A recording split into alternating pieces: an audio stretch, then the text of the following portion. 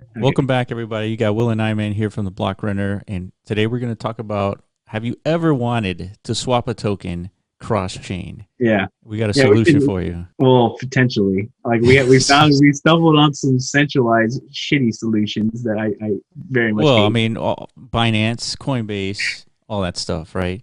But there's shittier versions of them, by the way. Well, I mean, but you can't go on Binance and okay. Yeah, you're right. Okay. All right. Fuck that. Who cares? Let's forget about that. Do you want to exist within the decentralized ecosystem that we know and love and do these functions, bridge your assets from one chain to another seamlessly in a nice user experience? Does it exist? Currently not. Like, we if you want to go and participate into this BSC frenzy that's going on the Binance Smart Chain, there's a bridging process to get your Ethereum assets over to the BEP protocol. You know Yeah, what I mean? that's right. And it is very cumbersome and very not cool. And as we've been talking about, we're witnessing the emergence of silos being built all over crypto world. You know, it's not just Binance. We got Avalanche, Elrond, Cosmos, Cardano. The list goes on forever, dude. So imagine the cumbersome of, like, finding all these bridges, like at all these different silos, and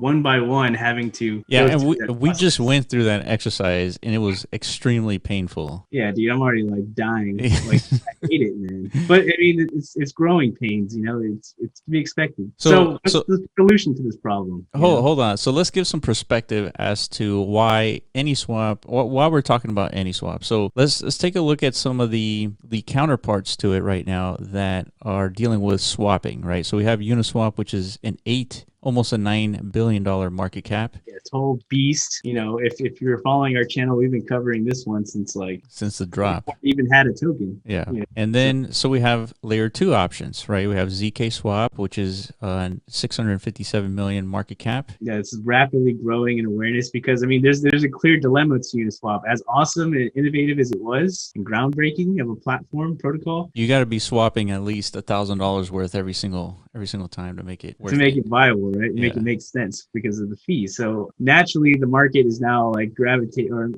focusing their attention on these layer two adaptations of the same function, right? So that's what ZK Swap's doing. And if you look at the price history, the last 30 days, wowza. Yeah, 853%. Yeah. So the market is telling us that this is the kind of shit they want, dude.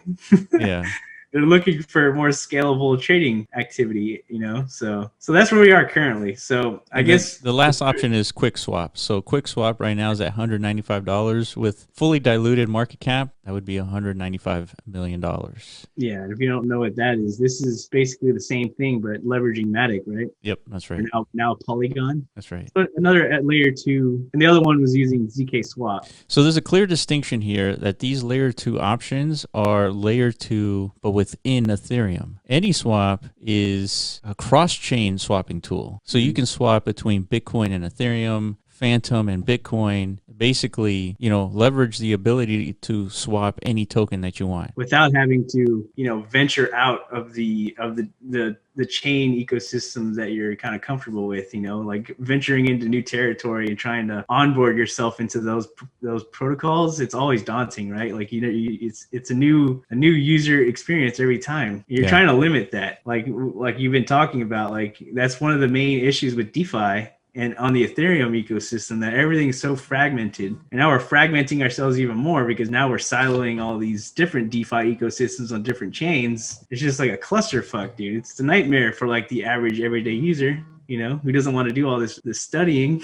Right, right. So what's the value in bringing all that functionality onto a single protocol, single platform? Well, yeah, user experience. That's the main reason. Anyswap is built on Phantom and Fusion. So Phantom is it's a platform for high throughput open source smart contracts. And so this is a well-known project. And then the other one is called Fusion. And this one is focused on Interoperability layer. yeah, exactly. Interoperability layer. It has a cutting edge interoperability solution, ensures that Fusion is the most connected ecosystem in the crypto landscape. And another thing that we need to talk about is the team. One of the things that Fusion is using is DCRM, which is a decentralized control rights management. So it takes private keys and essentially shards the key storage. So you basically separate the keys into sections.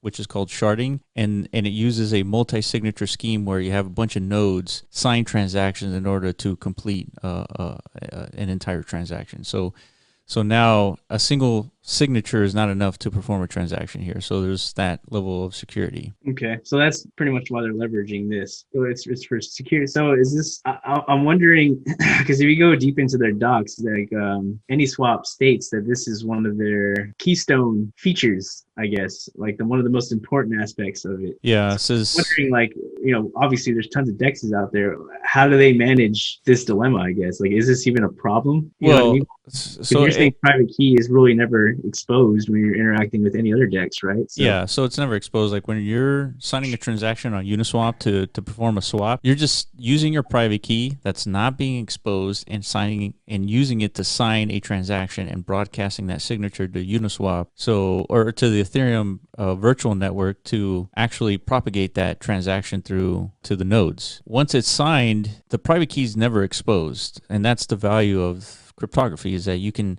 prove that you own a private key just by performing a signing transaction. And so I think the underlying technology that Fusion DCRM is using is probably on the ability to connect the different blockchains and swap amongst each other. Those have to sign transactions as well. Yeah. And that's what they're leveraging. So the front end signature that you're doing in front of Uniswap or Anyswap is completely different than the underlying architecture that they're using, where they're sharding keys and having multiple signatures perform a transaction. But it's because, like, whenever you're interacting with Uniswap, there's no, like, that's it. You're only dealing with Uniswap. You're not dealing with like a whole branch of potential. Correct.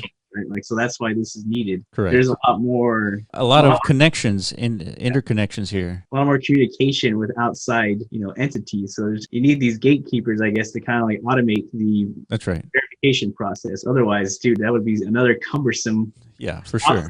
Like each time you want to conduct a swap, you need to go through like this, these connecting phases. So hopefully that's the whole point of this. It's just simplifying, the process a little bit more, which is great. And the fee structure for Anyswap is using Phantom. And so Phantom, and we can look up, or here's the Fusion price right now, 78 cents, 51 million market cap. Sharding technology. Do some more due diligence, see if there's any other protocols, new DEX is being built, also leveraging the same technology. Maybe that's a good sign. Yeah, that's true. The future prospects of Fusion. Yeah. So this is just the first DEX that we've seen actually leverage it. So who knows? Maybe they'll start a new trend. And finally, there's some connections. So let me show you the CEO of Anyswap here. So this guy, I'm going to butcher his name, is the co-founder and CEO. First, before we get into him, start with Andre, dude, because Andre is the one who brought our attention here in the first place, right? And the way Andre communicates with his followers is like totally cryptic. He never like tells you directly like what's happening. He just kind of like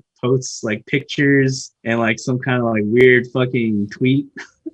And then it's up to us to decipher like what the hell is he trying to tell us, right? Yeah, so for example, he says DAI cross-chain transfer from ETH to Phantom, $9.58. DAI to USDC on Phantom is 0.0015 cents. And then USD cross-chain transfer from Phantom back to ETH.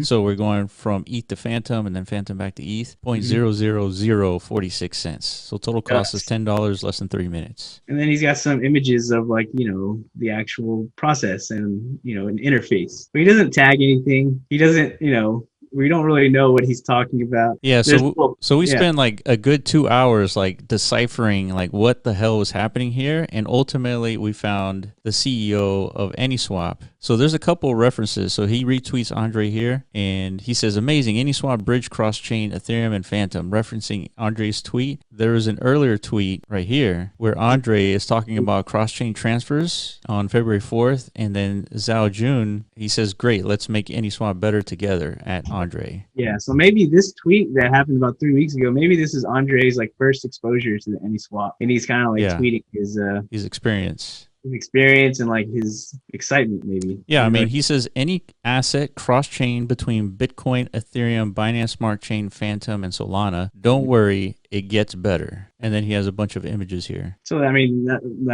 let's speculate. Like, he's putting out a winky face out there now. Like, he knows something that we don't. He's trying to like let us know. Yeah. It's juicy.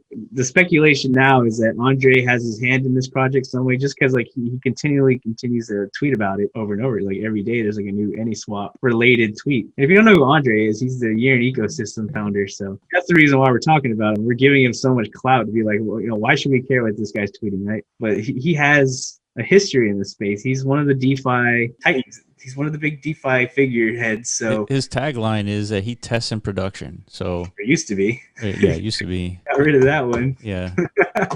I guess like after way too many exploits, dude, he's like, all right, maybe we don't test in production anymore.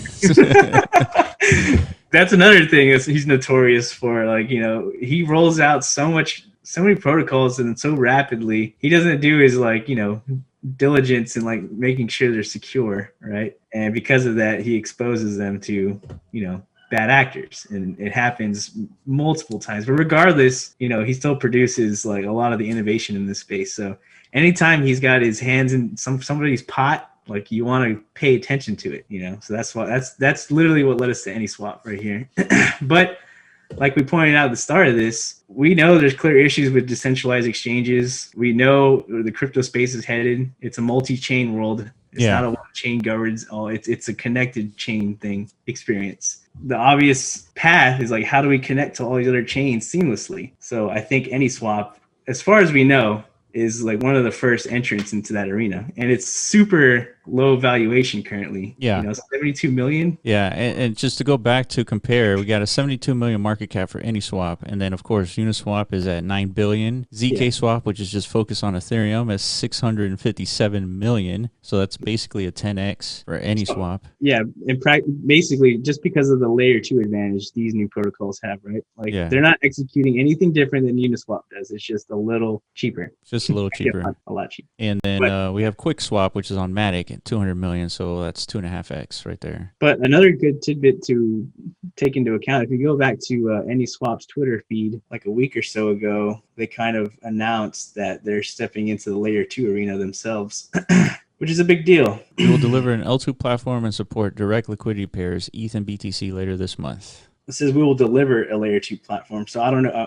What does that mean? Do you think they're integrating with one of the existing layer 2s, or they're going to kickstart their own? Since this is a cross blockchain, they'll either build one their own or use one of the existing technologies and just like repurpose it, like optimistic rollups. I think so too. But regardless, so I mean, we recognize Anyswap is introducing like a new functional dynamic to the trading experience in the decentralized ecosystem that doesn't currently exist yet. They're also focused on bringing like the scalability aspects that exchanges like ZK and QuickSwap are thriving on. So I don't know, man. To me, this seems like a perfect storm recipe for like a big critical mass acquiring protocol. It just feels that way, especially now because there's so much urgency to like execute on something like this, because there's so much competition coming from Binance, from Polkadot. So Ethereum really needs to get their shit together, in other words. So yeah, I think, man, this is huge. I mean, the ability to swap between Bitcoin and Ethereum, the two biggest cryptocurrencies, is, I mean, it's hard to overstate the importance of that, especially doing it in a decentralized way. So if Anyswap can accomplish that, I think a $72 million valuation is as low as it's going to get. Yeah, I mean, it's definitely pretty low. Yeah. I mean, it definitely could get lower. We're not saying it won't, but regardless, you want to keep an eye on it and stake your position, dude. And another thing to keep in mind that we didn't even talk about is another thing that separates this protocol from other DEXs is that they're directly rewarding trading activity. 25% of their token allocation, according to their tokenomics, is going directly to swappers. Oh yeah. I mean, I feel like that's probably one of the biggest things we're overlooking, and just kind of like, oh, by the way, like while you're interacting with this protocol, you're actually, yield farming, like natively, passively. Yeah. So far, I haven't seen that. The only marketplace or exchange I've seen that happen on is Rarible, which is an NFT marketplace. As you're purchasing and selling NFTs, yeah, for sure, you're earning a native cryptocurrency. So right, these guys are leveraging that same mechanic into their tokenomics. So I think that's brilliant. Oh yeah, that's huge. I mean, if you're gonna be swapping anyways, might as well earn some tokens while you're at it. Fuck yeah, dude. Especially if you're trying to compete. You know, like Uniswap doesn't do that, dude. Yeah, Where's my kickback, Uniswap? Where the fuck are my Uni tokens? I yeah, mean, they did airdrop us a shit ton of value, but still, yeah. I want more, dude. If you're gonna keep me on your platform, dude, you better start throwing some tokens my way. You know what I mean? All right, guys. Hope you guys learned something today. Make sure you follow us on Twitter at the Block Runner and also at MetaZone.io. Let us know what you think about Anyswap. What do you think about Andre getting involved? We'll see you in the next video. Peace.